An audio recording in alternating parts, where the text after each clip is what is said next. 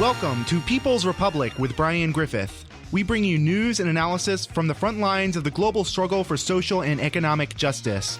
I'm your host, Brian Griffith, and here's what's going down this week in your backyard and across the world. Now it's time for our regular segment, monthly segment, Tech for the People with Chris Garaffa. Chris Garaffa is a technologist in New Haven, Connecticut, as well as a regular contributor to several shows on Radio Sputnik. We're very glad to have Chris in once again for our kind of discussion on all things technology, specifically from kind of a working class perspective. Thanks, Chris, for coming on. It's great to be back on with you, Brian.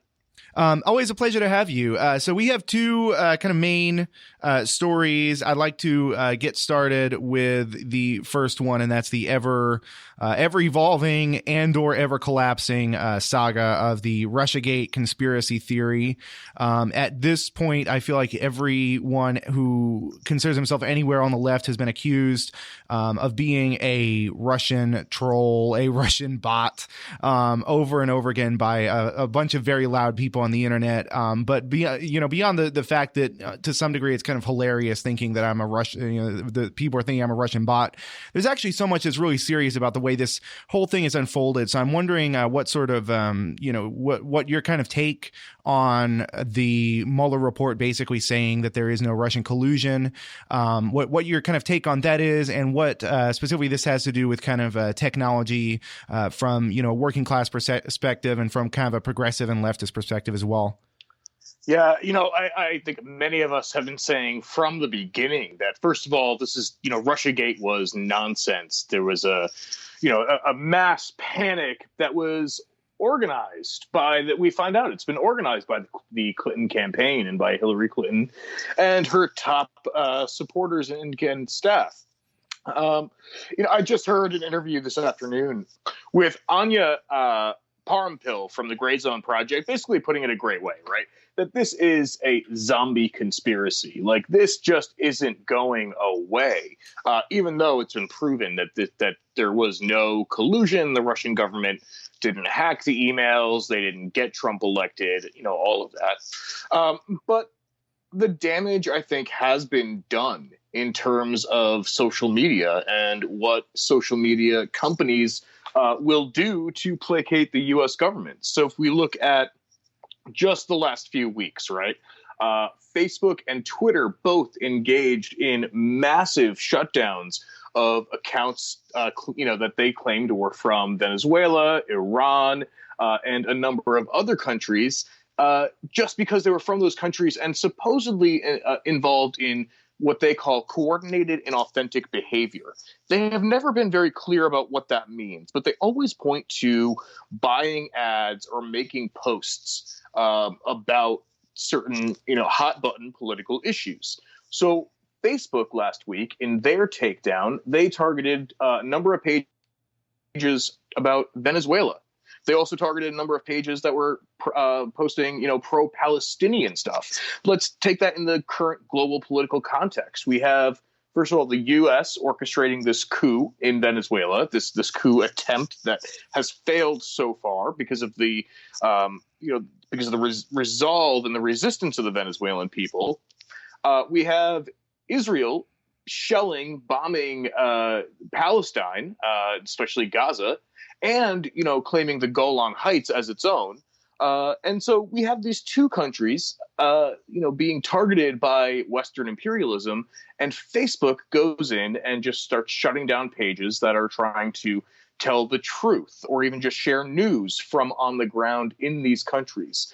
This is a result of Mark Zuckerberg and Sheryl Sandberg and so many others being called up in front of Congress, in front of however many congressional committees in the Senate and the House, to talk about and be berated effectively for supposedly allowing Russians to buy ads on Facebook, on Google, on Twitter, and wherever else. We need to talk about these ads too for a second to get slightly off topic. We're gonna talk about these ads, right? They bought, a few $1,000s worth of ads. The Internet Research Agency was, spent the most, But Facebook just released a tool where you can actually see the political campaigns and how much they're spending week by week. Wow. And I pulled this up. So if you look at this, this was for last week's numbers. The campaigns of Klobuchar, Warren, Trump, Sanders, O'Rourke, Yang, Delaney, and Harris spent over $735,000 last week. Which is way more than the Internet Research Agency, which, let's remember, is not connected to the Russian government. It just happens to be in St. Petersburg, ever spent, and certainly more than they ever spent on ads that ran during the election campaign. I also just want to break it down and really go back to the beginning here, because this entire thing, the entire Russiagate, whether you call it a conspiracy theory or a hoax, I think there's a case to be made. It's a little of column A, a little of column B, but it's a hoax that led to its own conspiracy theory. The Russiagate conspiracy theory at every kind of point has been about control of information. It's never been like the whole Russiagate conspiracy theory has been sort of centered around never looking too closely at the information. So right from the beginning, right from the point at which essentially somebody leaked the emails revealing widespread corruption in the Democratic Party that led to the rigging of the primary campaign for Hillary Clinton. At that point, I mean, I considered it at that point, and I consider it today to actually be a vital service to democracy and to transparency, that we know what was going on in the Democratic Party, that whoever it was who leaked that information brought about a level of transparency from the Democratic Party that we never would have gotten. But the Democratic response right from the beginning, the response from the very people whose emails are being leaked, the response from the people whose corruption was being exposed were, don't look at these emails. These are hacked. This is a disinformation campaign. Well, the truth is none of that information was actually wrong. It was correct. There was no retraction that had to be issued. There was no challenge to the actual, there was no real challenge to the actual legitimacy of the emails being leaked. So this exposition of the Democratic Party corruption was in the minds of many people, and correctly, a service in transparency and in democracy. This original allegation that quote unquote Russia hacked the emails of the Democratic Party. First of all, that barely holds water at this point. A lot of kind of veteran intelligence professionals. There's a group called Veteran Intelligence Professionals for Sanity that made the case that this was actually a leak of information that was from basically a disgruntled person within the party. Looking at sort of the data there, looking at the transfer speeds and whatnot, rather than it being a hack. I think there's a pretty good case to be made for that. But sort of this original allegation itself has not only not been proven, but I don't really see like it's been as close to being disproven as it really can be in the absence of evidence. So it seems like it went from there to just, as these conspiracy theories tend to do, when something can no longer be proven, it then goes in every other direction. So I think that the thing we saw the most was just that Russia went, the accusation went from Russia hacking the election, hacking the emails, to, from the word hack, it then became like interference, and then it became collusion. And each of these are in a sense a downgrade, because what does the interference or collusion even mean? Those are not legal terms that can be proven or disproven. So then we see these ridiculous allegations when we're talking about the Internet Research Agency, upon which so much of this is hinged. The Internet Research Agency is, first of all, as you said, it's not connected to the Russian government. It's a company. It's a for-profit company, and it's a clickbait factory. It's been amazing to see these media companies that themselves started as clickbait, such as BuzzFeed is probably the most notorious for this, then pretend they don't know what clickbait is, because the Internet Research Agency, again, took out all these targeted ads, most after the election. I think a majority actually came after the election. A majority did not have anything to do with politics whatsoever. So it was just literally just throwing stuff out there as clickbait that we see on every website everywhere for the sake of directing website traffic to this or that website in order to generate ad revenue. That's what clickbait is. And so because the Internet Research Agency had a few, like, what was it, muscly Bernie Sanders memes and whatnot, that then became this sort of hysteria around it, where Russia is trying to interfere with everything online. And I think this became the exact pretense for these companies who otherwise weren't being that close at regulating anything. They were allowing a lot of content to, they were allowing sort of more or less a free flow of information to then really become, really start essentially cracking down on any sort of information critical of the U.S. kind of ruling establishment under the guise of, again, preventing quote unquote Russian disinformation, and who were the main kind of targets of this. Jill Stein is the one that automatically comes to mind as someone who was quote unquote helped by the Russian interference campaign. And so, those of us who have watched this and those of us who experienced this, I actually had someone accuse me or come very, very close, heavily insinuate that I myself was receiving money from the Russian government. That's how community radio host. That's how off the rails this thing has gotten, where it just created this panic among people who otherwise would have considered themselves liberals or leftist. It just became the xenophobic panic. Everybody was getting accused of everything who stepped even just a tiny bit out of line.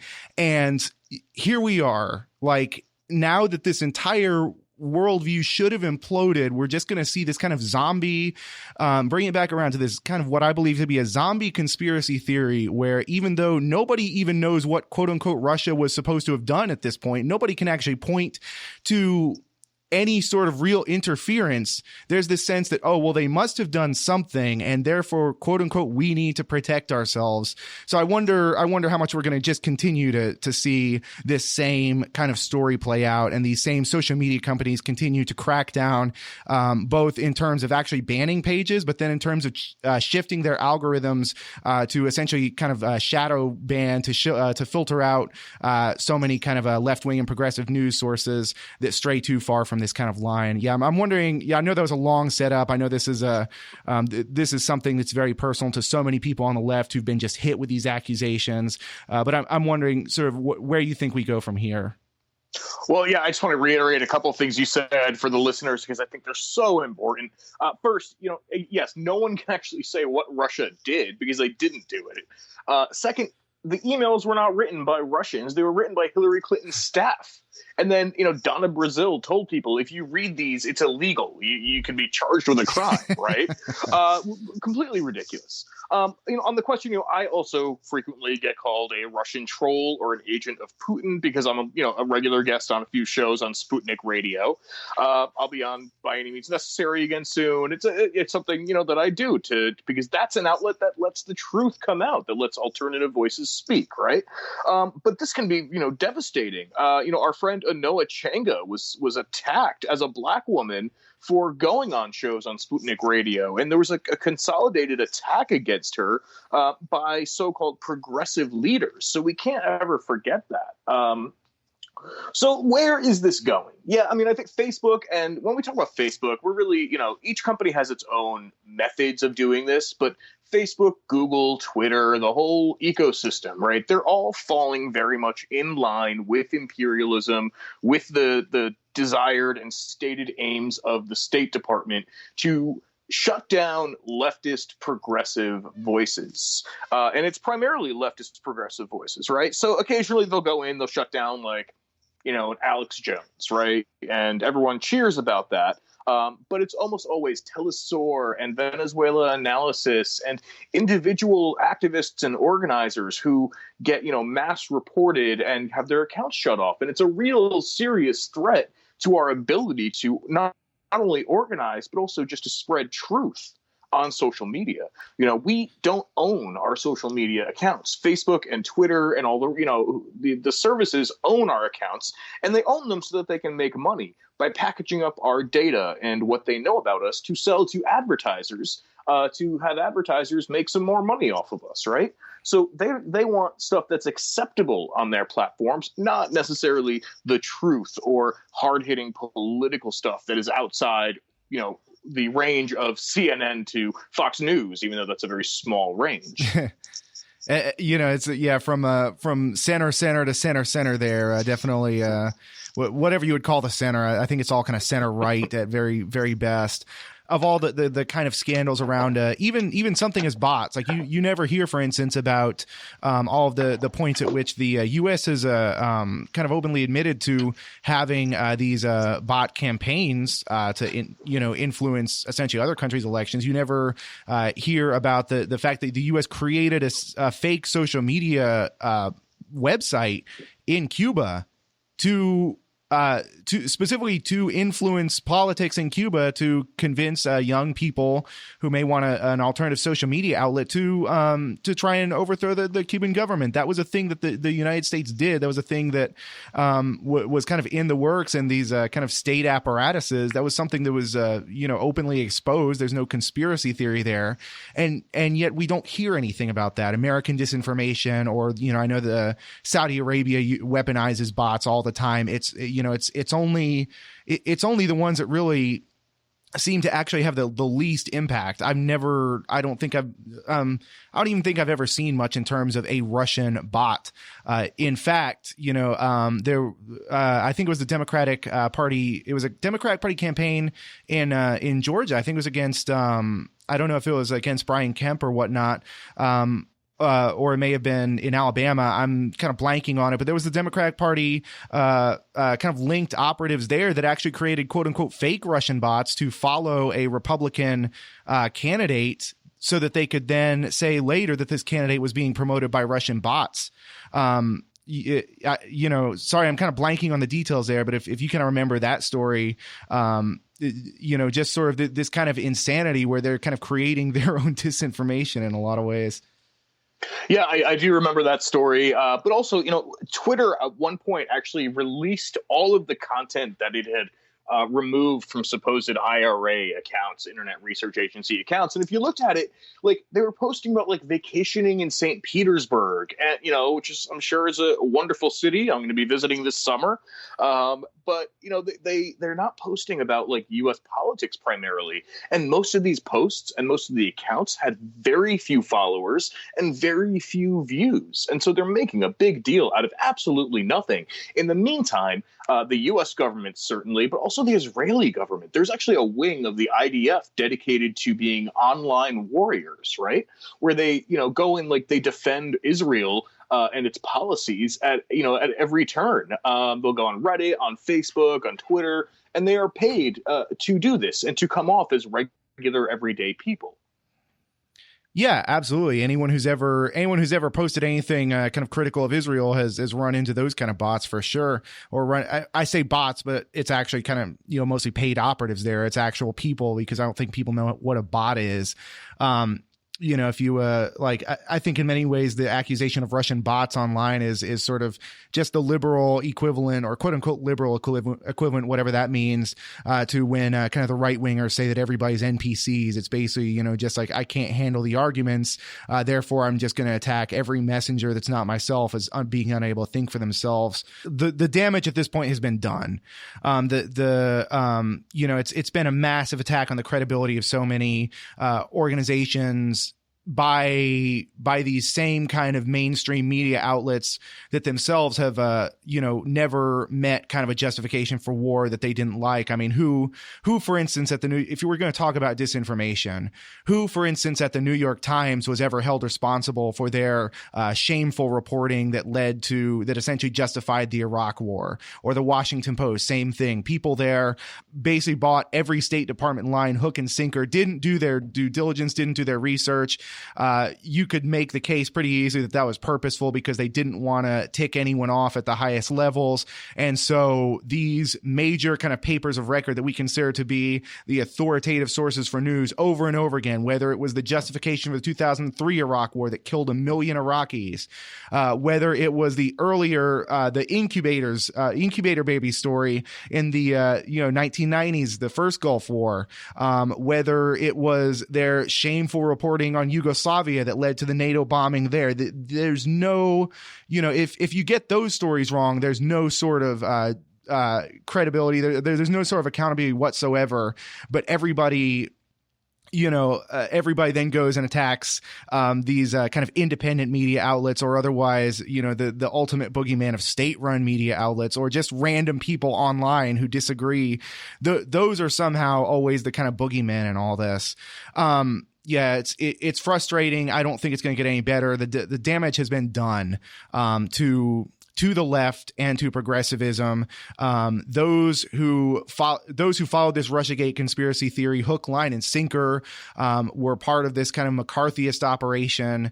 They should be ashamed of themselves, but as we've seen, so many of these people, especially the more kind of establishment liberal types, have no shame whatsoever.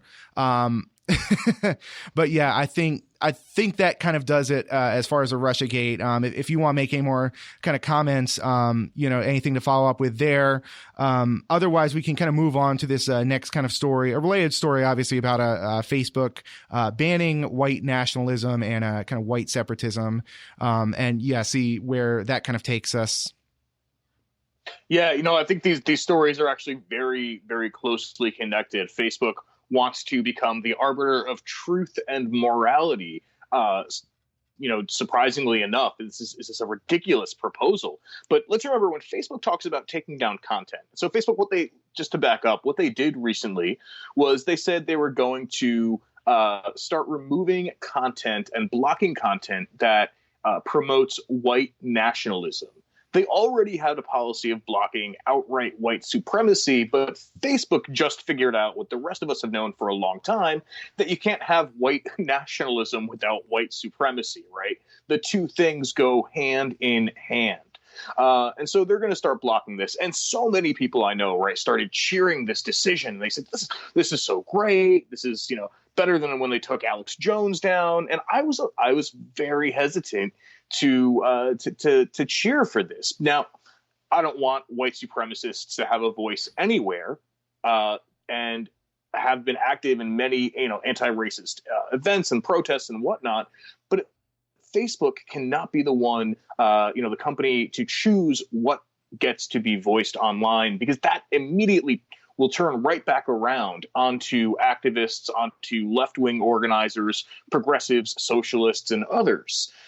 They're doing this because of the outcry after that horrible massacre in Christchurch, New Zealand, where over 50 people were killed in two different mosques, and they were caught, basically unaware and completely unable to shut down the video that was spreading like wildfire of the attacks.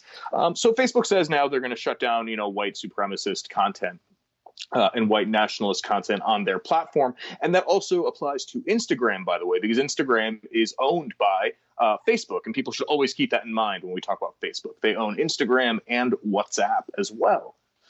So I'm nervous about that. I'm very nervous about this move of Facebook trying to take more control over what is and is not allowed to be said on its platform. Because in general, like we said before, it's progressive pages, it's left-wing pages, it's voices of people who are being punished by the system, by imperialism, by racist police terror that are most often shut down. So this is something that Facebook is doing, and certainly we don't want to platform white supremacy anywhere, but it can't be up to Facebook. It can't be up to Twitter or Google or Apple or any of them to say what is and is not acceptable speech. They are private corporations. They are not responsible to anyone but their shareholders. Yeah, I think there are so many great points there. For those people who remember kind of how things went down with the second quote unquote Unite the Right rally, and essentially the anti-fascist response to that, one of the things that Facebook was doing at that point was taking down a lot of legitimate anti-fascist pages and otherwise kind of left-wing resistance pages that were trying to organize and mobilize an anti-fascist resistance. Facebook was taking those pages down, claiming that they were, I forget the exact claim, but it was a similar sort of thing, claiming that they were inauthentic activity, that they might be linked to, foreign influence or whatnot. And so that presented the very real danger that that organizers were not going to be able to mobilize against this fascist threat because Facebook was targeting their pages. It targets like anyone who's kind of had any sort of interaction with just generally left-wing or progressive pages knows how often these pages get targeted by Facebook, seemingly completely independently of anyone actually asking. There's not sort of a large group of people clamoring for Facebook to take down all these kind of left-wing and progressive pages, but they're just they get taken down. Telesur has been under attack constantly. Telesur's pages have been taken down over and over again, both by Facebook and Twitter. Venezuela Analysis is one of them, another one of them. And so these pages are continually being censored. They will be brought back up again. But given that we don't know how Facebook's algorithms work as to how many people are actually seeing any particular social media item, given that all of that is in private hands, it really makes social media such a kind of fickle tool, either for actually getting information out or for trying to organize around something like this. And I wonder, understanding that, I wonder what we sort of do with that information in order for us to kind of prepare, for what is going to continue to be a social media, I believe, continue to be a social media crackdown on, on all kind of dissenting voices, like how we kind of prepare ourselves so that we're not just completely blindsided by this kind of continued atrophy of our ability to reach people. Yeah, it's an interesting conundrum, isn't it? Because you can create a new platform that has, all these great features and, will allow, isn't going to prevent, this type of content, progressive content from being posted. But then who's on it, right? Is anyone on it? Because we don't want to just be reaching other activists and other organizers. We want to reach our neighbors, even if that's our neighbors, our fellow people, across the country or across the world. So you can go to other sites like Mastodon and sign up for an account there and be on there. But, Mastodon today looks like Twitter did, in the early days. It's, techie people, who are trying out this cool new thing. Ultimately, everyone is on Facebook, right? They're on Facebook, they're on Twitter. And that's just the reality that we have to contend with. So we have to be actually arguing and fighting for an open internet, and an internet that does not censor based on the whims of the State Department and the private companies that it's partnering with. To me, it kind of reiterates the need for us to just have connections outside of these social media companies, because I believe very strongly that these social media companies, given that they essentially at this point perform something akin to a public service, a public communication service, the way, for instance, telephones did in a previous era, the way the internet does generally, because they can no longer be seen as sort of just a luxury thing, but they're kind of part and parcel of daily life, should be nationalized and should be brought under public control and regulation, even if that's kind of the limited and, duplicitous public control under a capitalist government. Still, that nationalization process, that publicization process is, I think, a necessary step forward, in the meantime, because it doesn't seem that that's a likely scenario within the next few weeks or so.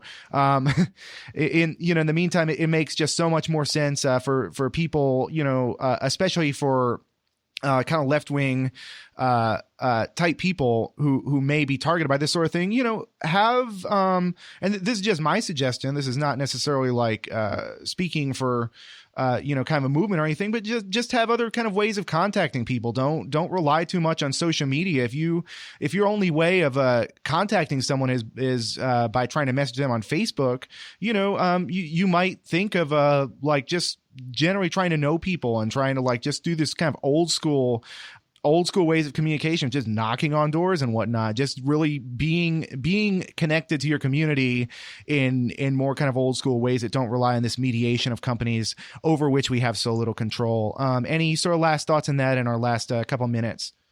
Well, I would say, nationalization, but also with complete transparency. If Facebook were nationalized today, I wouldn't even want to imagine how the NSA and other three-letter agencies would, jump right into those databases and be running it, even though, right now they just tie into it. They would effectively be running it. So we would need, not just not just nationalization, but full transparency, removing the profit motive, but also guaranteeing that it cannot and will not be used to spy on us. Unfortunately, that's not something we're going to get under this current system. So keep an eye out for alternatives, use alternatives, but never forget that this is where the masses of people are. They are on Facebook. So keep fighting these corporate giants that are trying to limit what speech is allowed based on their own, profit motives. Yeah, I think that's a very important distinction. I don't want to encourage nationalization that will just wind up in the hands of the NSA, FBI, CIA, and all those other organizations. But understanding that, that like sort of a regulation, even under our current system, a regulation like a public utility, and just an actual transparency of what's going on at these organizations would be so important. So yeah, I think we are going to have to leave it there. We have been joined by Chris Garaffa, who's a technologist based in New Haven, Connecticut. Thank you very much, Chris, for coming on once again. Hey, thanks for having me again. You are listening to People's Republic with Brian Griffith. People's Republic originates on KOOP 91.7 FM Austin and is also broadcast on WHIV 102.3 FM New Orleans. We are also available as a podcast on SoundCloud, Spotify, Spreaker, Stitcher, iTunes, or wherever podcasts are podded. Stay tuned.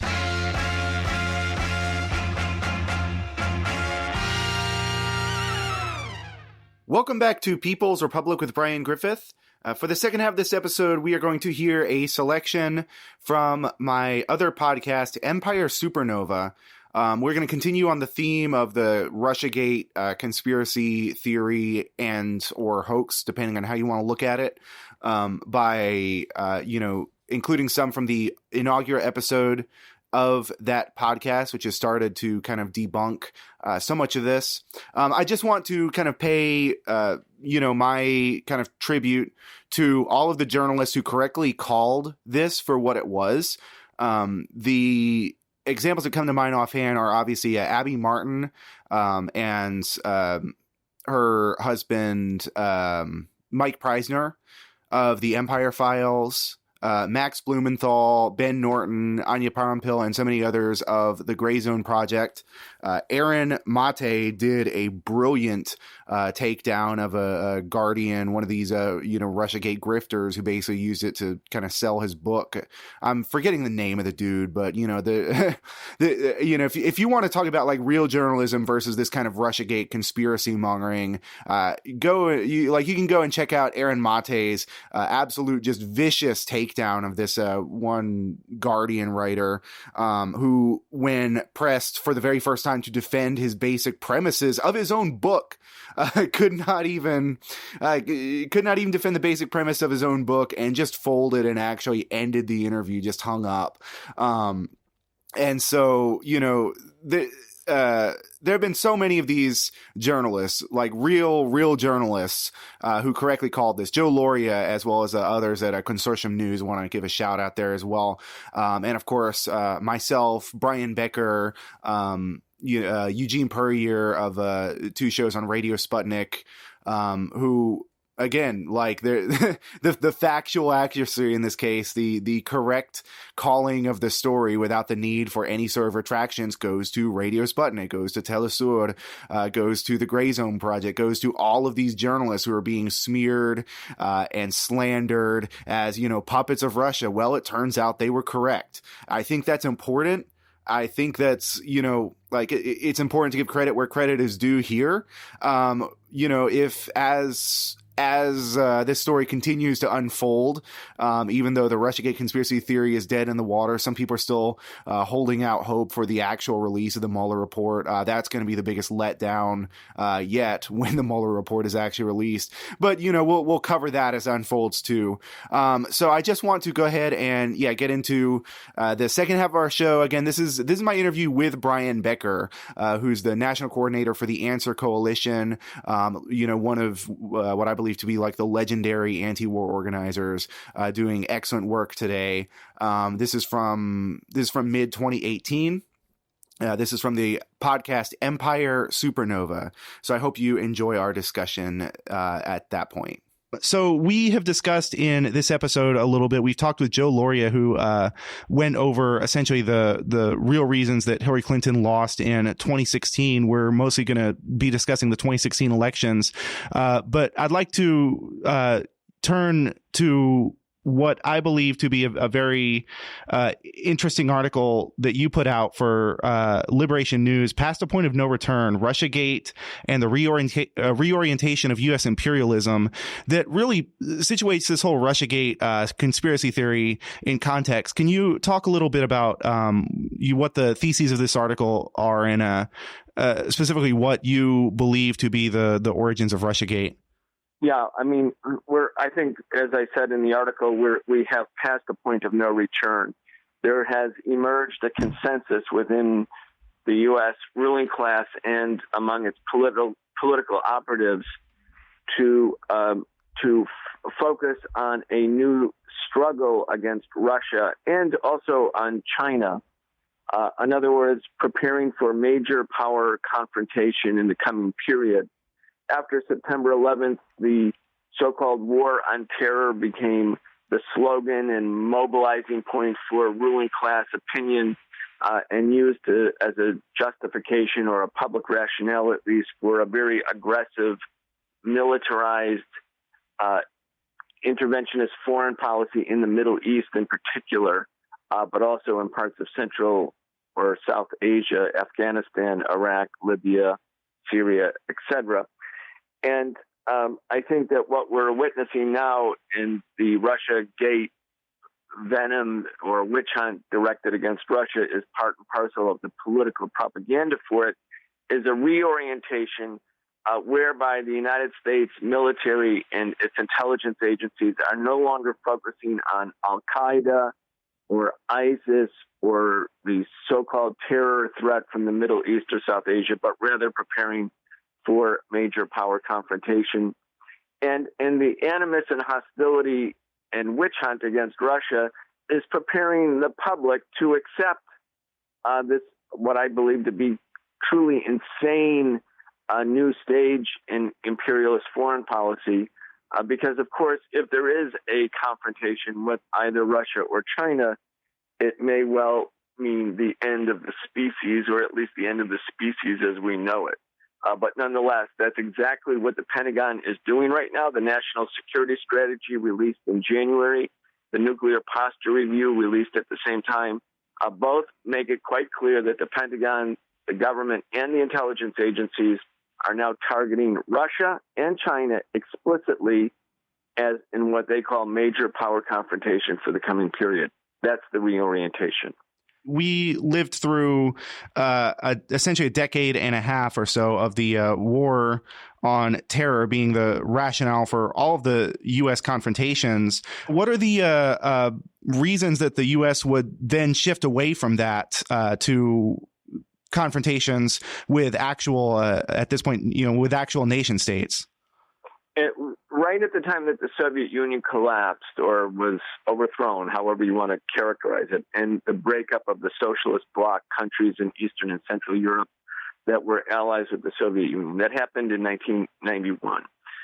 That process ended in 91. The U.S. government, emerging neocon political establishment, developed what was called a white paper, which was officially repudiated by George H.W. Bush, but not really. And that white paper was looking forward to the post-Cold War era. And it made it quite clear that the goal of the next period in history for U.S. imperialism was to make it impossible for any other rival to emerge that would challenge the unipolar hegemony of the United States, having just vanquished the Soviet Union. That was the orientation, and in the white paper. And this white paper also stipulated that the way that the U.S. would make it clear that no other rival would be able to arise that would challenge the domination of the U.S. was the employment of U.S. military power. Now that was a white paper. Okay, it's just a sort of a think piece. But nonetheless, I believe represented an emerging consensus at that time. what happened in the decade of the 1990s and the early parts of this decade, of this century, was that the U.S. took advantage of the absence of major power from either the Soviet Union or the former Soviet Union or Russia or China to try to overthrow the anti-colonial governments, or the governments that had arisen from the anti-colonial project of World War II, which owed their existence partly, at least, to their alliance with the old socialist bloc. So the U.S. targeted for overthrow Iran, Iraq, Syria, Libya.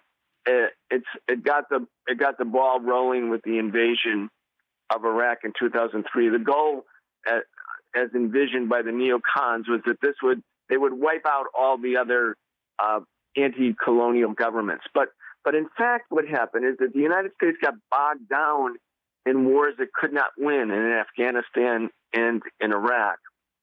And it spent trillions of dollars and a large amount of energy and human life dedicated to just not being defeated in these theaters of war. And at the same time, China and Russia, being somewhat immune from American-focused attention, because American imperialism, as I said, was focused more on these battles it could not win in the Middle East, Russia and China grew stronger. China developed rapidly in an economic way. Instead of spending trillions of dollars on wars abroad, China used it to develop its own technological apparatus. And at the same time, Russia got back on its feet. So I think that by the end of the Obama administration, by the last 2 years of it, 2014, 15, 16, there was a recognition in the United States establishment that the wars in the Middle East had been a waste, that they had not succeeded in strengthening the hand of U.S. imperialism, but in fact had strengthened the position of China and Russia. And so that's when Obama announced the Asia pivot. He said we have to reorient towards Asia, meaning to contain or compete with China and Russia to a lesser extent, but still they were competing with Russia, and certainly in Eastern Europe and in the former Soviet republics like Ukraine. And that was the beginning of this reorientation. It took on a certain toxic venom when the Democrats, unable to explain their own defeat in the 2016 election to the most unpopular candidate in American history, that would be Donald Trump, decided to focus on blaming Russia. And that became a political sort of conveyor belt for the rise of this anti-Russian animus. But behind the current political witch hunt, whatever its genesis, again, was this major reorientation of U.S. foreign policy, because the U.S. can see that the rise of China and Russia means that U.S. Capacity has limitations. China won't let the United States run over China's interests in the Asia Pacific, and Russia won't allow the United States to run over its interests in the western part of the world. We understand Russia to be a center-right capitalist, state capitalist in particular society. It's certainly not particularly progressive in terms of a lot of social values, but I think what the U.S. ruling class the issue there with Russia is not at all the capitalism, is not at all the sometimes actual draconian laws within Russia. It seems to me that the U.S. issue with Russia is simply the I guess what I would understand to be a kind of economic nationalism, where Russia has not allowed its country to have the same penetration of the international capital, essentially the takeover by multinational corporations under the U.S. sphere that so many of the other countries has. That seems to be the common denominator with not just Russia, but all of the countries that the U.S. has invaded or attempted a power confrontation with. So the question is, how do we characterize Russia? Obviously, the overthrow of the Soviet Union meant that the power vested in the working class, even if it was in a distorted way vis-a-vis the medium of the Communist Party of the Soviet Union, that power shifted to a capitalist class in Russia. There was an unprecedented looting of previously public property by basically a gangster group of capitalists who, in the rush to gobble up public property, developed their own armies, their own intelligence organizations. There was a very, very weak state, and independent capitalist formations and capitalist armies. When I say armies, I mean almost virtually militias. Were able to seize a huge amount of the public wealth and turn it into private wealth. Putin's emergence as the head of the Russian state, trying to discipline that process, and did in fact discipline that process, rather than independent capitalists with their independent capitalist militias running the roost. Putin reestablished the power of the Russian state. The Russian state is not a socialist government. It's the politics of Russia are very, very unique and distinctive, I would say. They don't really resemble the politics of the Western capitalist imperialist countries. Russia, during the last 100 years, did not have colonies and neo-colonies. The socialist bloc countries received more than they gave to the Soviet Union.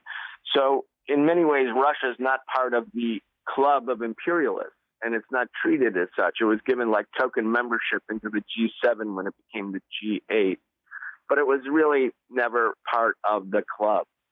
Putin is, I don't know exactly how we would characterize Putin politically. He's certainly not a communist or a socialist, but the Communist Party in Russia is not a small group either. I mean, in the election before this, it got 18% of the vote.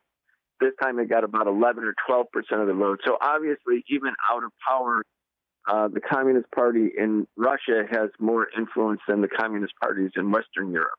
Russia also retains a significant sort of social democratic type welfare state, certainly compared to the United States. So maternity leave, for instance, in Russia today is 70 days paid leave after a woman's given birth. For so many women in the United States, it's back to work in the next week or two. There's lots of other 30 days guaranteed vacation. There's lots of other parts of the old Soviet social insurance program that have been retained, even though the country's working class was immiserated in the 1990s. There's still a huge class divide now in Russia, and many of the basic guarantees like full employment, which were part of the Soviet system, those no longer exist for the Soviet working class. Russia and the Putin government are not trying to pursue a global revolution, certainly, because they're not revolutionaries. They're not pursuing a global socialist agenda because they're not socialists. But what they are trying to avoid is having Russia turned into a neo-colony of Western imperialism. And that's unacceptable to the Western countries, and well, not to all of them, but certainly to the United States imperialists who rule the roost and feel that they should be able to stomp over anybody. They resent the idea that Russia has reasserted its authority, at least around its immediate territories. So, yeah, I mean, I don't think, as a socialist, we don't have to ideologically support the Russian government. It doesn't really have a clear ideological program. It's not a socialist government. But in terms of its trying to stop imperialism from decimating the country or carrying out regime change, I think we can understand those to be a valid cause. That's really important to understand, that it's really not about support for the Russian government, simply understanding that the world scenario is such that Russia has found itself as one of the few countries that does not yet have that full penetration of U.S. capital that's so destructive. And it's just to clarify too, Russia is forming an alliance with China. Russia was able to is trying to provide some support still for Cuba. or for Venezuela. These are things that the imperialist camp countries don't do. So it's important not to try to look at Russia with some degree of nuance. In other words, not base it in sort of theoretical constructs, but to actually look at what the Russian government is doing. It's clearly, though, a government that is promoting the interests of the Russian capitalist class.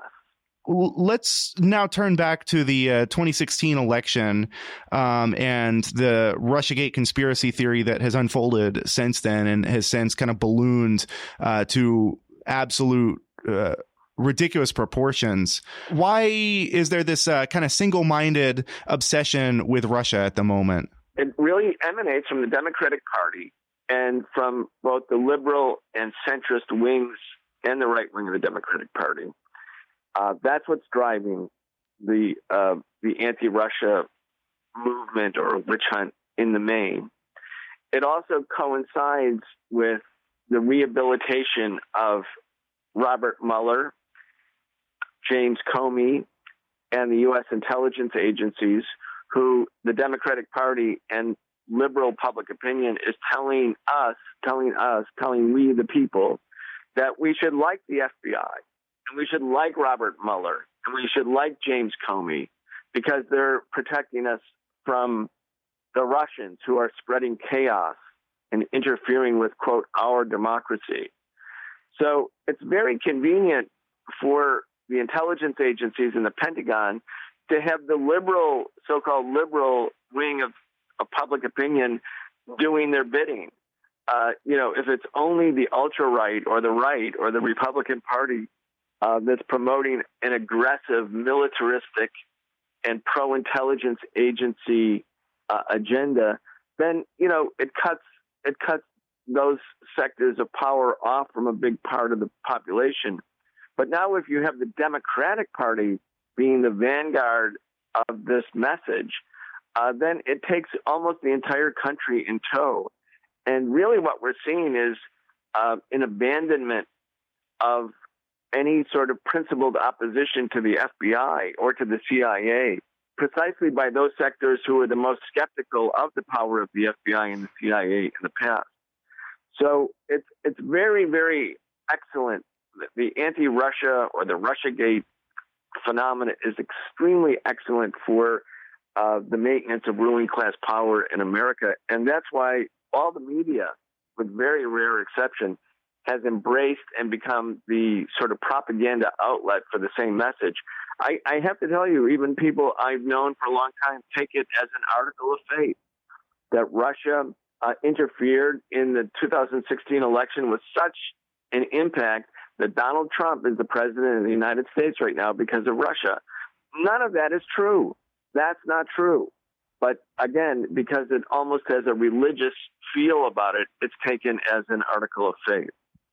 One of the other real main goals is that the corporate media itself has undergone this real crisis of legitimacy. That's why we've seen people turning to other information sources outside of the corporate consensus, both on the left and on the right.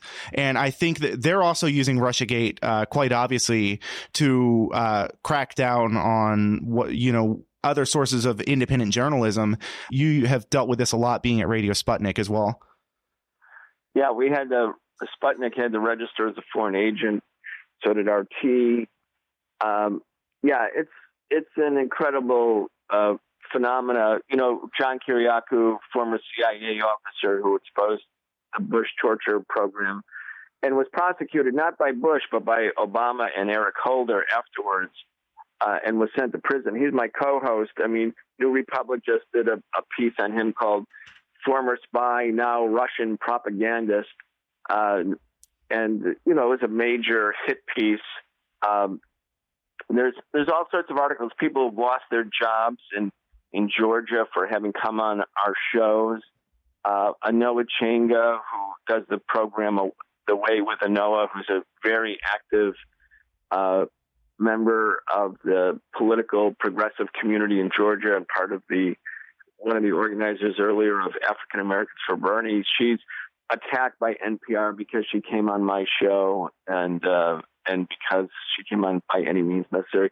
I mean, it's ludicrous what's going on. The attack on the media, on alternative media, or anyone who comes on our shows it's amazing. You know, I've done Loud and Clear since the last week of December 2015. So I did the whole 2016 election campaign. I've had 594 shows. We have 2 hours of content per day.